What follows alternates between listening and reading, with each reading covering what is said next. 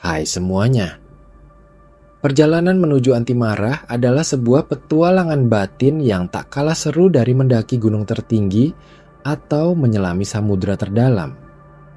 Ini bukan tentang menekan amarah hingga tak berbekas, karena amarah itu manusiawi, sebuah emosi yang hadir dalam diri kita, seperti halnya bahagia, sedih, atau takut. Menjadi anti marah lebih tepatnya adalah mengelola amarah itu sendiri, mengubahnya dari api yang membakar menjadi lilin yang menerangi, dari badai yang merusak menjadi gerimis yang menyegarkan. Ini adalah tentang memahami akar amarah, menumbuhkan kesadaran diri, dan mengembangkan strategi untuk merespons situasi pemicu dengan cara yang lebih tenang, lebih bijaksana, dan pada akhirnya lebih damai. Mari kita mulai dari akar masalahnya. Seringkali amarah muncul bukan hanya karena kejadian eksternal yang memicu, tetapi lebih sering karena respons internal kita terhadap kejadian tersebut. Bayangkan sebuah koin. Satu sisi adalah kejadian, misalnya terjebak macet, dan sisi lainnya adalah interpretasi kita terhadap kejadian itu. Misalnya, ini buang-buang waktu saya, bikin telat, tidak adil. Sisi interpretasi inilah yang seringkali menjadi bahan bakar utama bagi api amarah. Kita seringkali terburu-buru menghakimi, melabeli, dan merasa menjadi korban keadaan. Mungkin kita merasa tidak dihargai, tidak didengar, atau merasa kontrol kita terampas. Ini adalah wilayah di mana kita bisa mulai bekerja, mengubah perspektif kita, dan pada akhirnya mengubah respons emosional kita. Langkah pertama dalam perjalanan ini adalah mengenali sinyal-sinyal amarah dalam tubuh dan pikiran kita. Amarah itu seperti alarm kebakaran. Ia mengirimkan sinyal fisik sebelum benar-benar meledak. Mungkin jantung mulai berdebar lebih cepat, napas menjadi dangkal, otot-otot menegang, atau perut terasa mual. Di sisi mental, pikiran mulai berkecamuk, berputar-putar pada hal-hal negatif, dan seringkali muncul dorongan untuk menyerang balik, entah dengan kata-kata kasar atau tindakan impulsif. Kesadaran ini sangat penting. Ibaratnya, kita perlu tahu kapan alarm berbunyi agar bisa memadamkan api sebelum membesar. Jika kita bisa menangkap sinyal-sinyal awal ini, kita punya kesempatan untuk mengintervensi, mengambil napas dalam, dan tidak langsung terseret arus emosi. Setelah mengenali sinyal, langkah selanjutnya adalah memberi diri kita jeda. Dalam setiap situasi yang memicu amarah, ada celah kecil antara pemicu dan respons kita. Celah ini adalah ruang ajaib di mana kita memiliki pilihan. Daripada langsung bereaksi, kita bisa memilih untuk bernapas, untuk melangkah mundur sejenak, atau untuk memejamkan mata dan menarik napas dalam-dalam. Teknik pernapasan, misalnya, adalah alat yang sangat ampuh. Tarik napas perlahan melalui hidung, tahan sejenak, lalu embuskan perlahan melalui mulut. Lakukan beberapa kali sampai kita merasa detak jantung mulai melambat dan pikiran sedikit lebih jernih.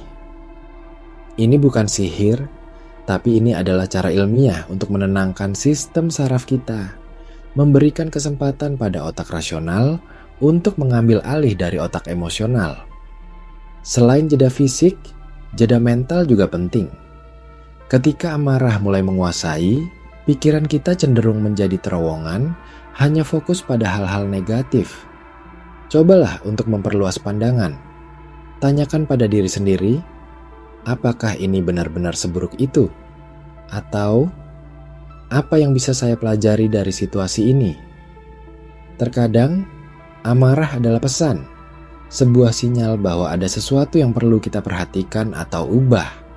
Mungkin kita perlu menetapkan batasan yang lebih jelas, atau mungkin kita perlu belajar untuk melepaskan hal-hal yang tidak bisa kita kendalikan. Ini adalah proses introspeksi yang membutuhkan kejujuran pada diri sendiri. Mengenali pemicu amarah juga krusial. Apa saja hal-hal yang paling sering membuat kita merasa marah? Apakah itu ketidakadilan, ketidakpastian, kritik, atau merasa tidak dihormati? Buatlah daftar pemicu-pemicu ini. Dengan mengetahui pemicu kita bisa lebih siap menghadapinya atau bahkan menghindarinya jika memungkinkan. Misalnya, jika kemacetan adalah pemicu utama, kita bisa mencoba berangkat lebih awal, mencari rute alternatif, atau menggunakan waktu di mobil untuk mendengarkan podcast atau musik yang menenangkan. Ini bukan tentang lari dari masalah, tapi tentang mempersiapkan diri dan meminimalisir dampak negatifnya. Salah satu kunci utama dalam menjadi anti marah adalah mengubah cara kita berkomunikasi. Ketika kita marah, kata-kata seringkali keluar tanpa filter, menyakiti orang lain dan memperburuk situasi. Belajarlah untuk menggunakan saya statements daripada kamu statements. Daripada mengatakan, kamu selalu membuatku marah. Coba katakan, saya merasa frustrasi ketika X terjadi. Ini mengubah fokus dari menyalahkan orang lain menjadi mengungkapkan perasaan kita sendiri, yang jauh lebih konstruktif dan tidak defensif. Berlatihlah untuk mendengarkan aktif juga. Terkadang, kita hanya ingin didengar dan dipahami. Berikan kesempatan pada orang lain untuk menjelaskan sudut pandang mereka sebelum kita melontarkan argumen kita. Ini membuka ruang dialog, bukan medan perang. Penting juga untuk mengembangkan empati. Cobalah untuk menempatkan diri pada posisi orang lain. Mengapa mereka bertindak seperti itu? Apa yang mungkin mereka rasakan? Seringkali, tindakan orang lain yang memicu amarah kita berasal dari ketakutan, ketidakamanan, atau bahkan ketidaktahuan mereka sendiri. Empati tidak berarti membenarkan perilaku buruk, tetapi itu membantu kita memahami konteks dan mengurangi kecenderungan untuk menghakimi. Ketika kita memahami, amarah seringkali berubah menjadi pemahaman atau bahkan kasih sayang.